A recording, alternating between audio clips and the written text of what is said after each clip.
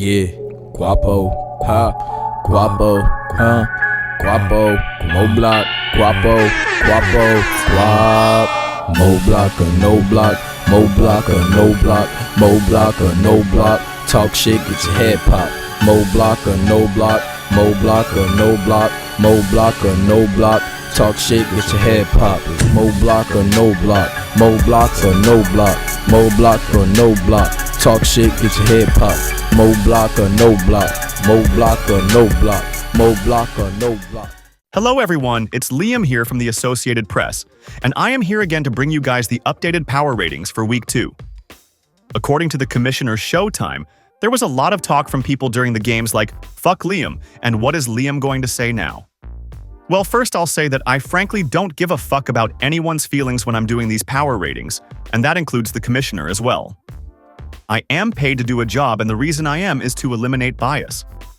But hey, I'll probably be wrong about some things, and after reviewing the report from this past week, there's definitely some things I was wrong about. But with my expertise, I guarantee you my statements that I am right about will outweigh the wrong ones by a ton. Anyway, let's get into the Week 2. Power ratings. Remaining at number 12, we have Dashone. If I'm being honest with you, Dashone, the Commissioner told me about the punishment for the last place loser. And in case you forgot, let me remind you. It's wearing this Dallas Cowboys cheerleader costume out to a bar. Now granted, you won't have to wear it the whole night, but I'm sure as a filthy Eagles fan, you don't want to take part in that. When you're not even bothering to stay up to date with your lineup by starting an inactive Darnell Mooney. It just shows a total lack of care, and the rest of league is viewing you as a free win when they see you on the schedule. Now, the Commissioner told me you hit a parlay with over 200 to 1 odds, and honestly, congratulations. Heck of a bet. But are you more worried about parlays than your lineup? Coming in at number 11, down one spot from last week, we have Roland. What's kind of funny is you can put Justin Fields on the Liam is an idiot team. I don't think Fields will remain with those sort of numbers as he took a ton of hits and scrambled a bunch, but that was a very gutty performance by him on Sunday. With that being said, this team just lacks overall explosive output and upside. Not to repeat what I said last week, but it's a very boring team. Kamara and Pollard are very safe floor plays, and Neighbors and Pittman are dealing with nagging injuries. Krosky Merritt showed some promise, but he won't be lining up against the bum-ass Giants every week. Facing off against the highest scoring team from the previous week, this week, I wish you luck. Coming in at number 10, down 2 spots from last week, we have Zay. You came out with a pretty solid showing in Week 1 as CMC. Cook and Taylor have both confirmed to everyone they are still ace running backs. I think the problem with your team, however, is the most important position, wide receiver, Judy. I'd be slightly worried about with the current Browns quarterback situation, and Jennings is hurt. Terry and Jamo should bounce back, but that was a very discouraging Week 1 performance by them. If you can find some way via trade to improve your receiver room, I don't think you'll be down here for long, but right now, it's looking too murky.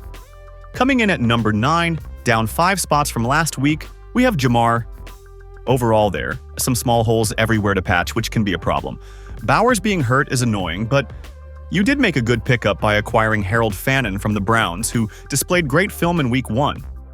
He was a great athletic specimen from Bowling Green that slipped a little too far in the draft. If he can manage to coexist with Njoku, I think you have found a stud.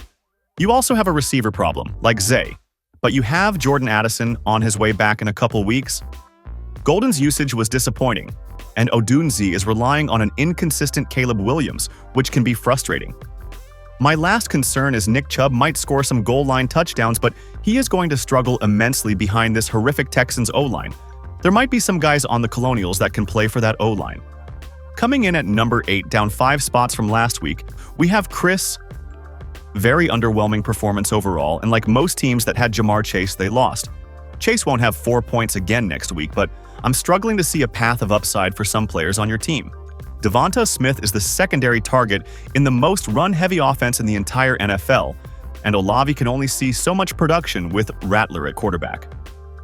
Tyrone Tracy is constantly in negative game scripts, playing on the worst offense in the entire league, and Tyler Warren is he will take targets away from Josh Downs.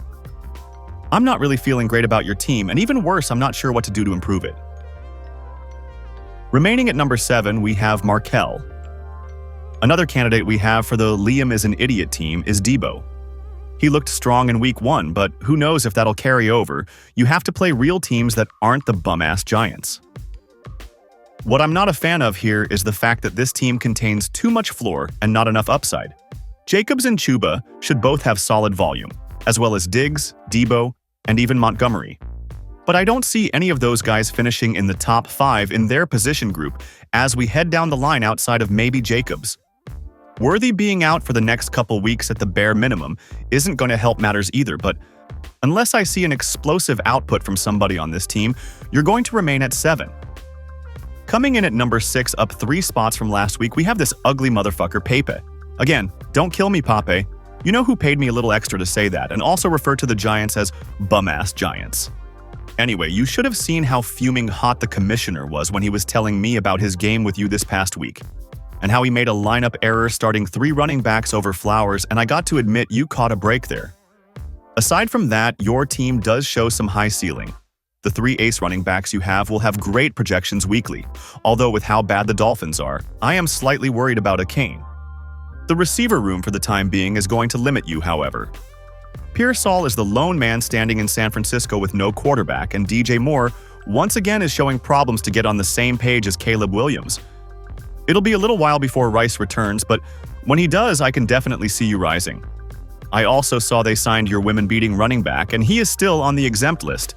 The fact that they might allow him to play is disgusting, and the fact you showed so much support suggests you might have incel tendencies and struggle with coming in at number 5.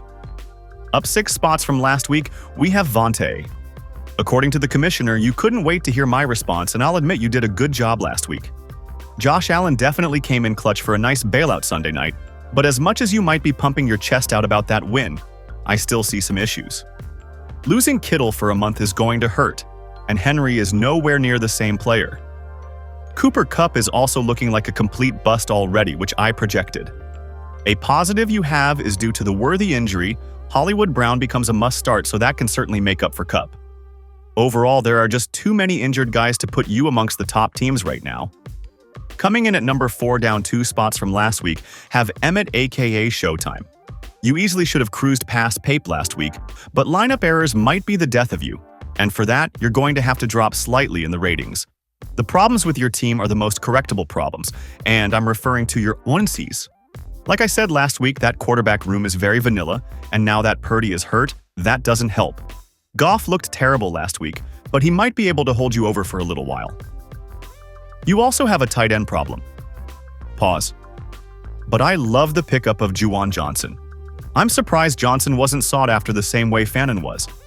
He was on the field every single play and had 11 targets with a check-down quarterback.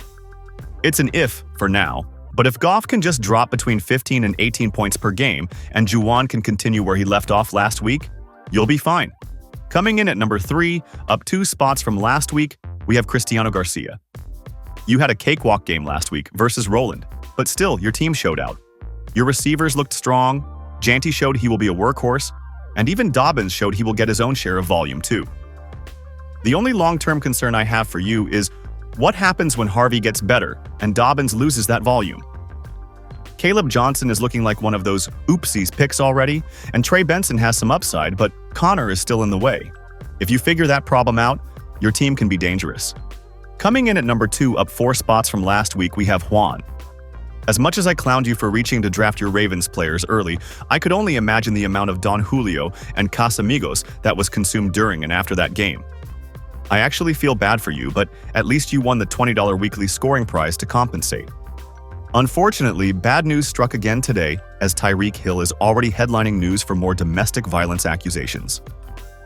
I doubt he'll go back to Kansas City despite their own injuries, just due to the fact that they traded him away partly due to the headache he is as a player. It's going to be a long season for anybody holding Dolphins players. Take that away though, and the sun is shining on your team, especially if Ridley can get on the same page as Ward. And finally, remaining at number 1, we have Raquan. The fact that you called Jamar out and then proceeded to do what you did is a very tone-setting move of you that establishes yourself as the top dog right now. When it comes to your team, your 2 ace running backs look elite. Tyler Warren is an absolute stud, and as long as London isn't too banged up, your receivers are looking fine too. The missing piece to making this team dominant is adding a quarterback. You cut bait with Sunshine after 1 week and spent $22 on Danny Dimes, which was a little surprising considering the long-term projection. From what I saw, I don't see Penix as a viable starting option, as that O-line isn't that good, and there was no down-the-field passing from him whatsoever. But if you figure out that position, you're set. There you have it, guys. I look forward to seeing how everything plays out, and I will report back on September 17th for an updated version of the MoBlock power ratings. Good luck, everyone!